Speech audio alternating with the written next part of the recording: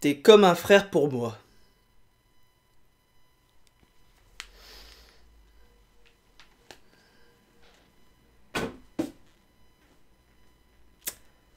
La friendzone.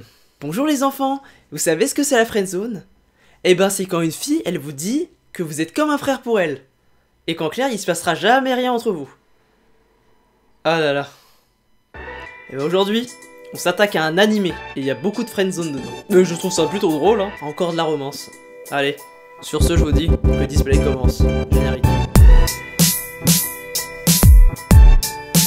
Aujourd'hui dans le display, on va s'attaquer à Toradora. Toradora, qu'est-ce que c'est? C'est un manga qui a été créé par Yuyuko Takemiya en 2007 et fut adapté en animé en 2008. Et là vous allez sûrement me dire, mais alors, qu'est-ce qu'il peut bien raconter cet animé? Eh bien ne vous inquiétez pas, je suis là pour répondre à cette question. Toradora raconte l'histoire de Ryuji Takasu, un lycéen qui vit seul avec sa mère et qui aimerait bien avoir une vie de lycéen ordinaire, cependant il possède un énorme défaut, des yeux extrêmement intimidants. À cause de son apparence un peu effrayante, des rumeurs circulent comme quoi justement il frapperait n'importe quel élève qui le bousculerait, tu vois. Tu vois comme quoi si t'es moche, ah bah tu vois tu peux avoir des bonnes rumeurs de merde hein, qui circulent sur toi. Ça c'est de la merde. Et ce qui est drôle, c'est que pourtant c'est un jeune homme tout à fait recommandable et qui est au contraire très sensible. Notamment à la saleté. Ah lui il est maniaque comme tout hein. Ah des chaussettes qui ne sont pas ensemble. Ah du coup il a du mal à se faire des amis. Et le plus rapporté forcément, bah il a pas de copine. Pourquoi je rigole, j'en ai pas non plus. Fort heureusement ou comme de par hasard, tourne dans la classe de son meilleur ami Kitamura. Et bien sûr dans la même classe que son coup de cœur, la petite Kushieda. Tout est fait pour avoir une bonne classe tu vois. T'as ton meilleur ami et celle que tu veux gérer. Faut dire que c'est un plan sans accroc.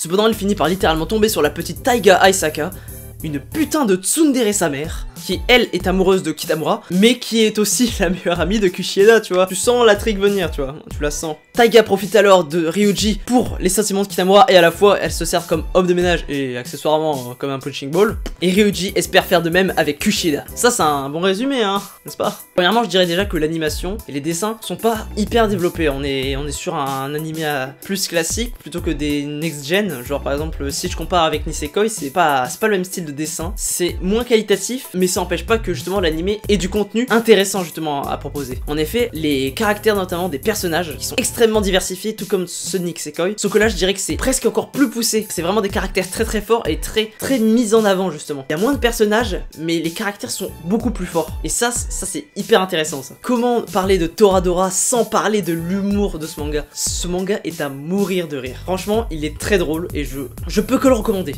Je dis pas que le fond est pas bien, mais je ne peux que recommander ce manga juste pour l'humour. Il est génial, il est vraiment génial, je l'ai regardé en entier, oui bah, effectivement, et il est vraiment super. Déjà, sachez que chaque chose que je présente sur display est purement subjectif. Hein. Après, dans les points négatifs, je dirais que moi le seul truc qui m'a vraiment bloqué dans l'animé, c'était bah Taiga. Ce personnage, il est vraiment mystérieux, j'ai beaucoup aimé son évolution, mais faut savoir que quand j'ai regardé le manga pour la première fois, c'est le personnage que je détestais le plus et que je détestais vraiment au point de pas avoir envie de regarder le manga justement, de pas avoir envie de regarder l'animé. C'était dur, c'était dur, je voulais regarder l'animé parce que je savais qu'il avait du potentiel, mais je sais pas, j'ai fait un blocage sur ce personnage et ce personnage je le trouvais insupportable.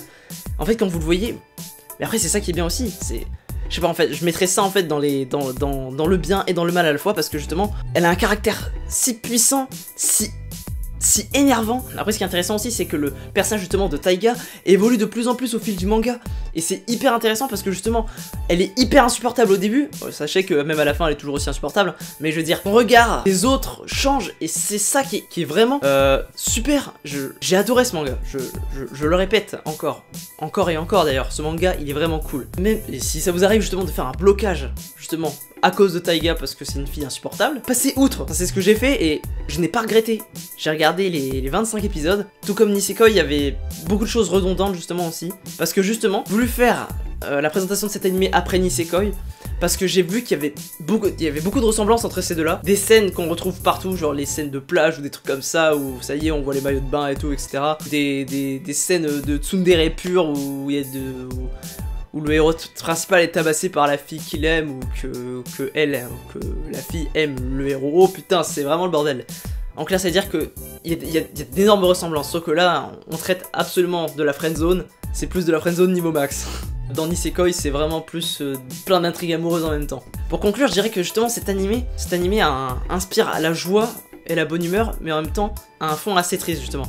Et je compte sur vous pour regarder cet animé, pour comprendre justement en quoi cet animé est triste justement. Et je vous dis, c'est du lourd. Vraiment, Toradora, c'est du lourd.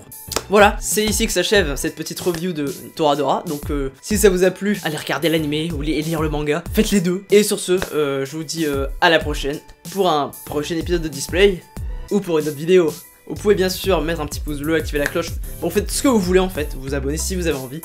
Et je vous dis à la prochaine. C'était LoloDB pour vous servir.